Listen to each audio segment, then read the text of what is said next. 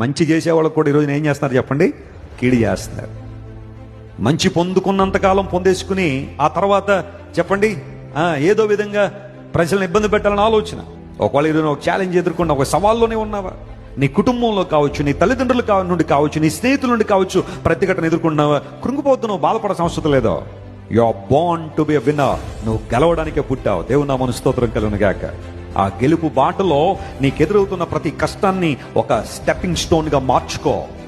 ఒక్కొక్క మెట్టు పైకెక్కేసాయి. దేవుడిని దీవిస్తాడు, ఆశీర్వదిస్తాడు. ప్రజలందరూ నిన్ను అదింపెట్టి గోతులో గెంటేశారేమో. జాగ్రత్తమైన దేవుని బిడ్డ, దేవుడు నిన్ను ఒక రోజున ఒక స్థానాన్ని తీసుకురాబోతున్నాడు. నిన్ను గెంటేసిన వాళ్ళు కూడా నువ్వు మేలు చేయబోతున్నావు. దేవుని నామమున స్తోత్రం కలుగును గాక. నిన్ను బాధ పెట్టిన వారికి కూడా నువ్వు ఆశీర్వాదకరంగా నిలవబడబోతున్నావు. ఆ ఉద్దేశంతో దేవుడు నేను ఏం చేయబోతున్నాడు? ఆయన ఆశీర్దిస్తాడు.